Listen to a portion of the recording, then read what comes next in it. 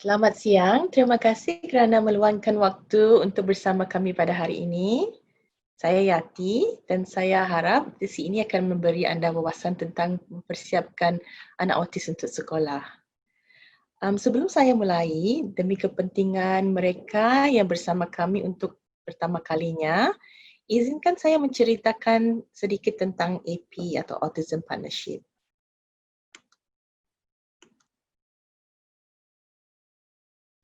Sebentar ya. Autism Partnership atau AP adalah salah satu penyedia layanan Applied Behaviour Analysis atau ABA terbesar dan paling mapan untuk Autism Spectrum Disorder di dunia. Kantor pusat kami dibentuk pada tahun 1994 di Amerika Syarikat oleh Dr. Ronald Leaf dan juga Dr. John McEachen. Bersama Mr. Toby Mountjoy, dia adalah director yang menubuhkan dan mengawasi kantor-kantor kami di Asia. Pada hari ini kami punyai banyak kantor di seluruh dunia, contohnya di Kanada, di Inggeris, di Hong Kong, Kuwait, Filipina, Korea, Australia dan juga di Singapura. Di Singapura, Autism Partnership Singapura didirikan pada bulan Maret tanggal 2004. AP Singapura memiliki lebih kurang 40 ahli, terdiri daripada ahli terapis, pengawas dan konsultan perilaku yang menyediakan konsultasi lokal dan juga di luar negeri. Selain menyediakan terapi ABA intensif secara individu dan kelompok, kami juga menyediakan lokaraya untuk keluarga, sekolah, organisasi dan lembaga berkaitan di tingkat lokal dan juga luar negeri seperti di Malaysia, Indonesia, Vietnam, China, juga di Bangladesh dan India. Program-program unik yang kami punyai yang juga intensif tersedia dalam bahasa Indonesia, Cina dan Inggeris adalah program bernama Accelerate, Jumpstart dan juga konsultasi internasional. Jika anda ingin tahu lebih lanjut, sila hubungi kami dengan langsung ya. Sebelum kita buka ruang pertanyaan, mari kita tonton kedua video tentang keterampilan cara belajar dahulu. Mungkin anda yang sudah melihatnya, tapi mungkin kita bisa melihatnya sekali lagi ya.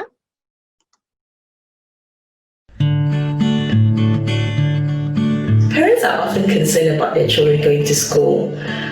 There are many factors that contribute to what makes a child successful in school. One very important factor is having good learning how to learn skills. Now these are skills which helps a child to be able to be an independent learner who is able to learn from any teacher as well as in different environments. For example, being able to wait is a very useful skill to have. In school, children often have to wait for different reasons. One could be when the teacher is actually attending to another child. Another is when they have to wait for their turn to try like gym equipment, for example, or simply wait for the teacher to explain what to do next. Now, when a child is not able to do so, he or she tends to be disruptive to the lesson and may also miss opportunities for learning. Another important skill to have when learning in school is the ability to learn when someone corrects your mistakes. This may seem quite natural for most of us, but it may not necessarily be obvious for a child with autism. Being able to learn from mistakes helps a child learn much faster and also reduces frustration. With good learning how to learn skills, a child will be more ready to learn in school effectively. So it is important for a child to acquire these skills and be an independent learner before going to school.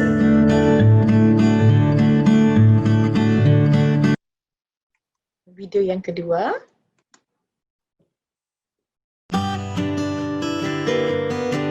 Hi, I'm Yati, a behavior consultant at AP Singapore. Throughout the years that I have been working with children with autism, a common goal that parents have is for their child to be able to go to school. This is a big and important journey for every child, and for children with autism, it is crucial for us to prepare them for it. A huge focus of being in school is to be able to learn. The deficits that children with autism have usually make it very difficult for them to learn effectively. At AP, we work on developing a set of skills which we refer to as learning how to learn skills. These skills target the ability to adapt and focus. An example of such a program is copying or acquiring information by observing what others are doing. This is something children do all the time, and it helps them to learn many things from their teachers as well as from their peers during lesson time as well as playtime. When we teach such a program, we break it down into smaller parts and teach each skill systematically so that it will be easier for the child to learn. Eventually, the child will be able to learn by observing others whenever the need arises. Some instances of this is during lesson time when a child does not know the answer to a certain question, he can learn it by listening to his classmates' answer. During playtime, he can learn how to play a new game by watching how his friends play it.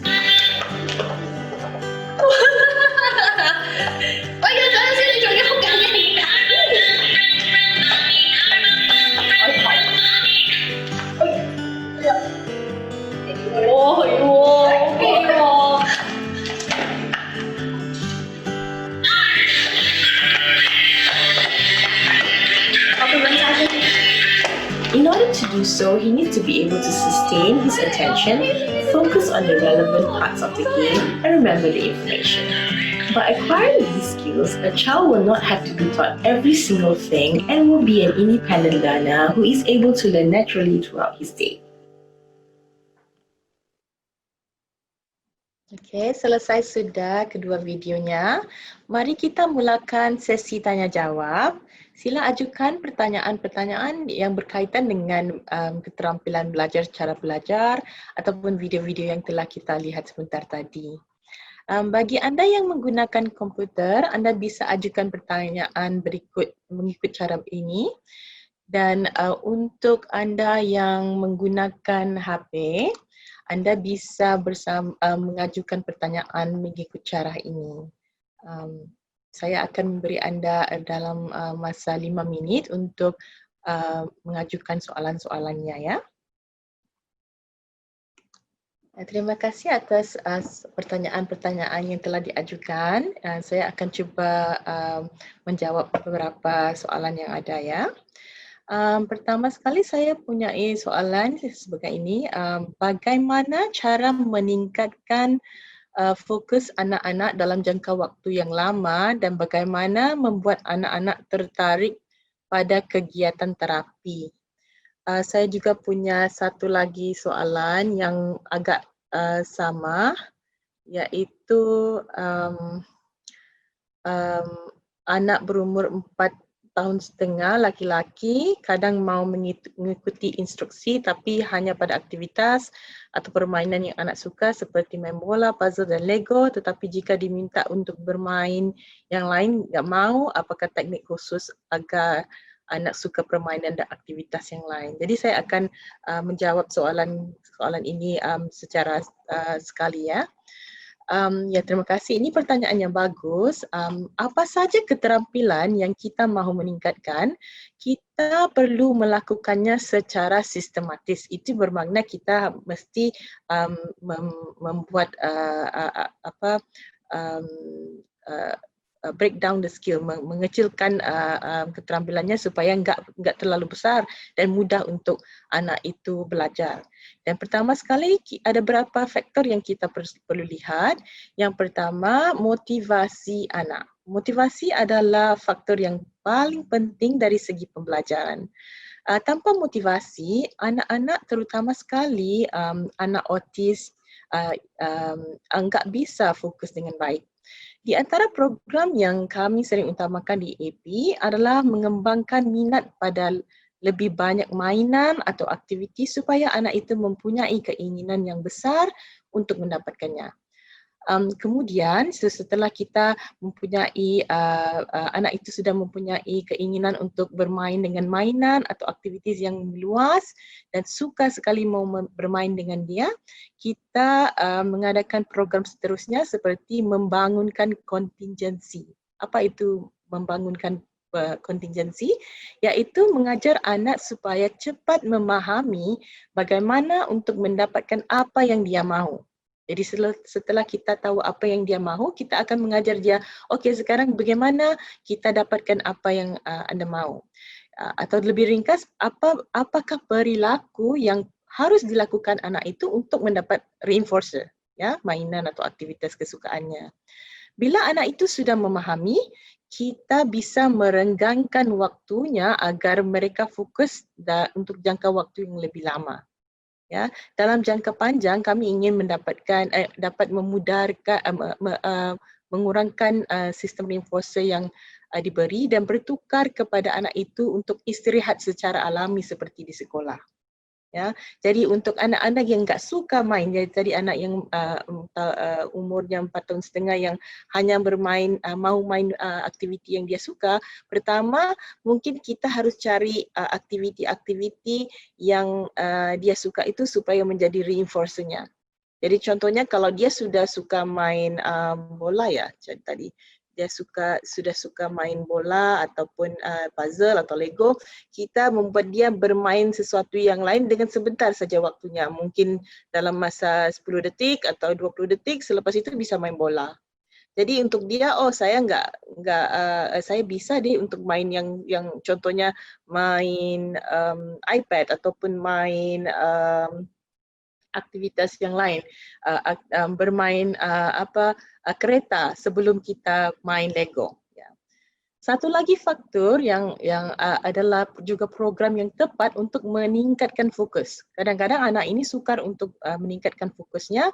Dari segi umum, program-program ini perlu mengajar anak-anak apa yang perlu mereka tumpukan perhatian. Contohnya, dari segi visual atau penglihatan, ataupun dari segi audio atau pendengaran, ataupun kedua-duanya, kerana kedua-duanya ini penting.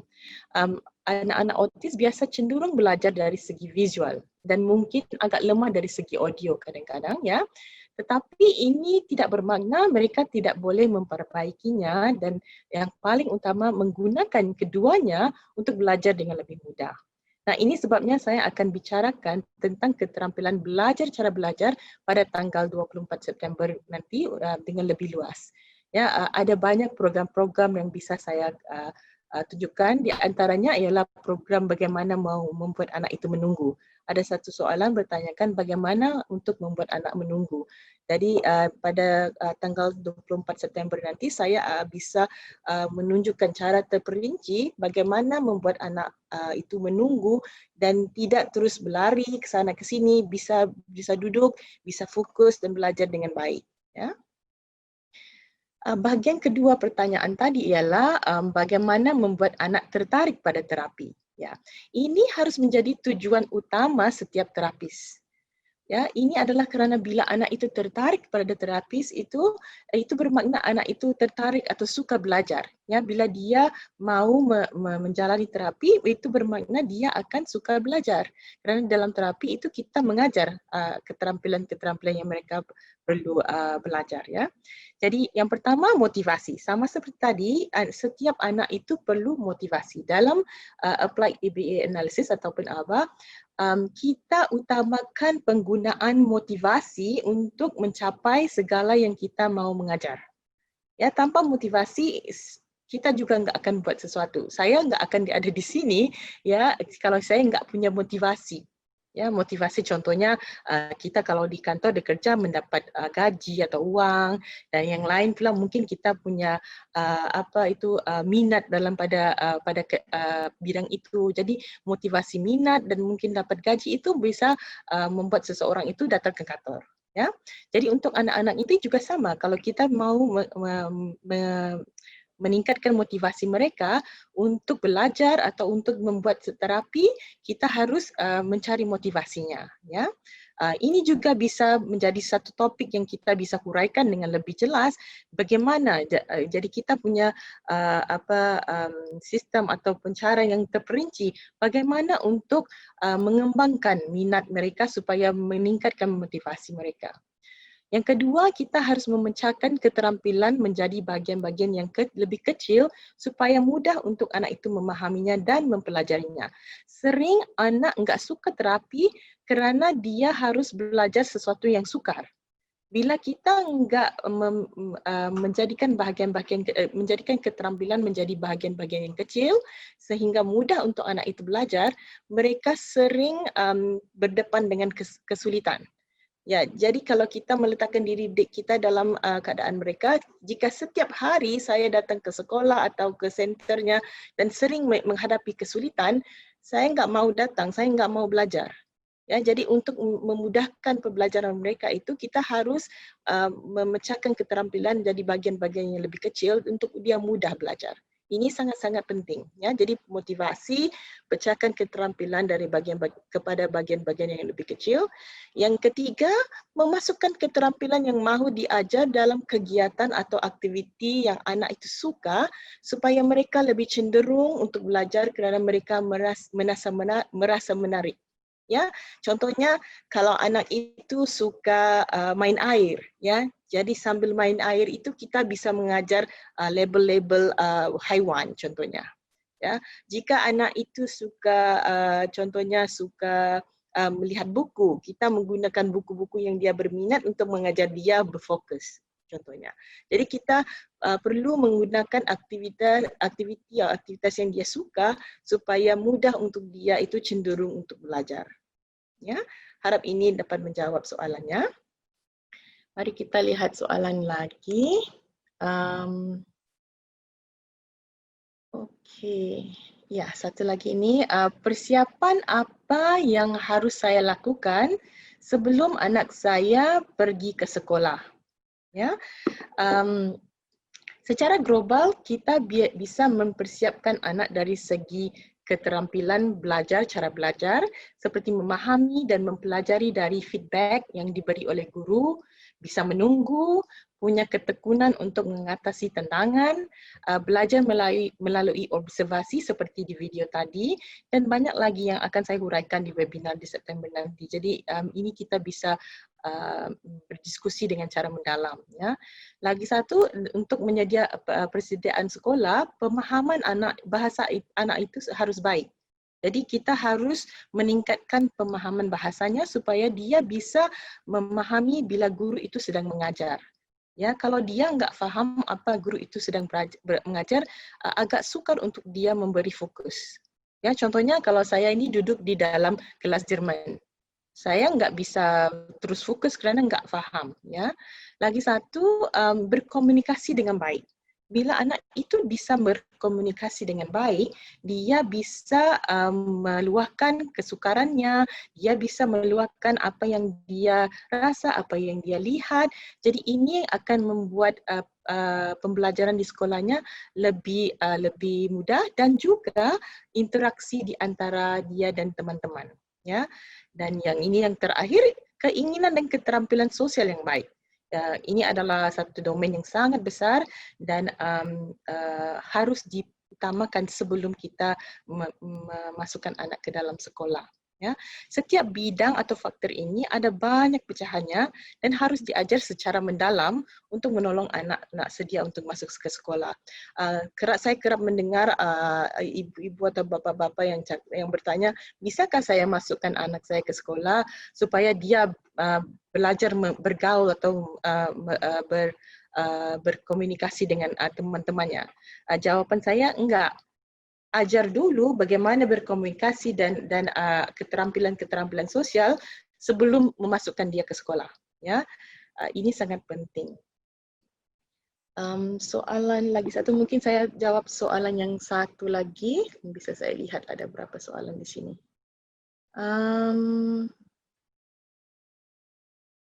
Okey, saya cari satu lagi. Okey, saya telah membaca sebuah artikel yang tentang anak autis yang diintimidasi oleh teman sekelasnya. Saya percaya menghentikannya bersekolah bukan solusi. Pertanyaan saya adalah apa yang dapat kita lakukan untuk menyelesaikan atau setidaknya meminimalkan penderitaan anak dalam kondisi seperti itu. Kesian ya anak itu. satu lagi yang agak sama, bagaimana cara membangun perilaku sosial dan permainan sosial untuk anak dengan dengan ASD. Okey, pertanyaan ini mungkin ya di luar topik yang saya kongsi tentang cara belajar, tapi ia berkaitan dari segi persiapan untuk sekolah dan juga prasyarat bagi membanguni perilaku dan permainan sosial. Seorang anak itu perlu mempunyai keterampilan cara belajar yang mantap untuk mempermudahkan ia menguasai keterampilan sosial.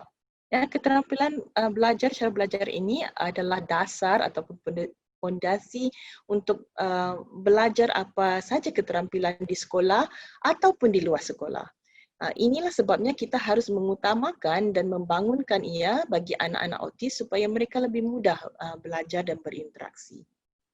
Nah, jika seorang anak itu tidak bersedia dari segi sosial, dia bakal punya kesulitan untuk berinteraksi dengan anak-anak lain.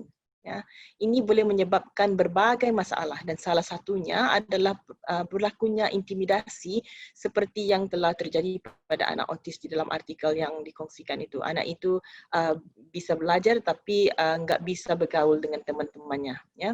Dari pandangan saya, keputusan untuk menarik anak dari sekolah kerana berlakunya intimidasi tergantung kepada beberapa faktor. Jika kita biarkan anak itu terus dalam sekolah yang sama, ia seumpamanya membiarkan dia berenang melawan arus. Lambat laun dia bakal gagal. Di sini kita mempunyai dua pilihan untuk anak itu. Satu, ia berhenti atau menarik dia dari sekolah dan fokus kepada membanguni keterampilan sosialnya. Mungkin dari masa jangka pendek itu kelihatan dia itu ketinggalan. Tapi dalam masa jangka panjang, dia akan dapat menolong anak itu dengan lebih efektif. Ya.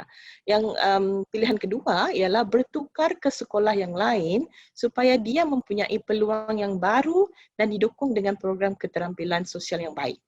Ya, kenapa kita bertukar sekolah? Kerana kita mau memberi anak itu peluang yang baru supaya dia tidak terus harus menangani intimidasi itu. Ya, di sekolah yang baru dia bakal punya teman-teman ataupun kandidat teman-teman yang baru. Mereka belum kenal sama dia, jadi dia bisa mula sekali lagi. Ya. Nah, apakah program keterampilan sosial yang baik? Di EPIK kami memilih pendekatan komprehensif untuk keterampilan sosial yang kami namakan taksonomi keterampilan sosial. Ya, kami punya sebuah buku ini ya, taksonomi ini terdiri daripada 5 domain. Satu, kesedaran sosial, komunikasi sosial, interaksi sosial, pembelajaran sosial, dan juga hubungan sosial. Ya, jadi 5 domain. Kami punya buku yang berjudul Crafting Connections yang menjelaskan dan menawarkan rincian program untuk mencapai tujuan dalam kelima-lima domain itu. Anda dapat menggunakannya sebagai bentuk sumber daya jika anda mahu. Ya.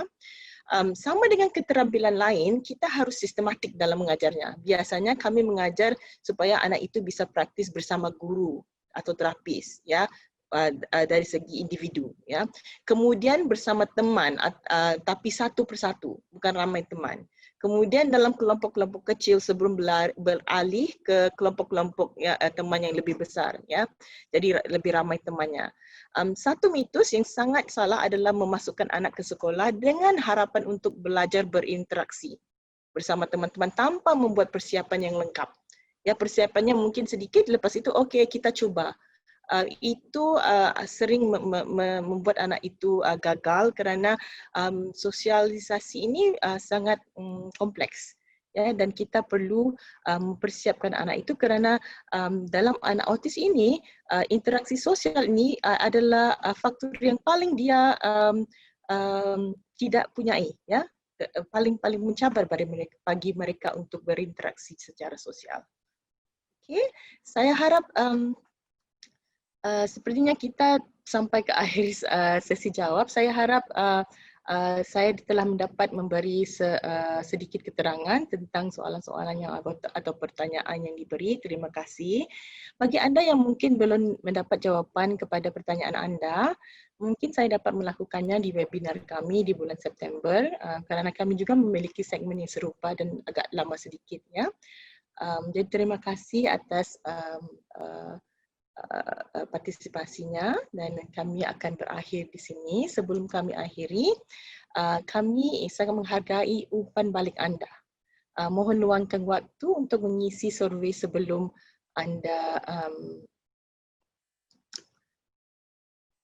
meninggalkan ruang rapat ini ya. Okey. Saya beri anda masa sedikit ya.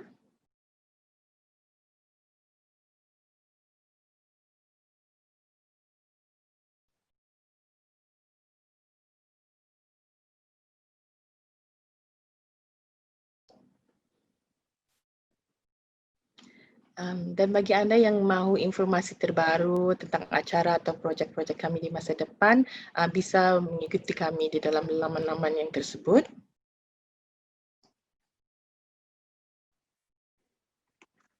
Dan saya sangat-sangat berharap dapat bertemu anda di acara kami berikutnya pada tanggal 24 September di mana saya akan mencungkil kepentingan keterampilan belajar cara belajar untuk persediaan sekolah dengan lebih luas lagi.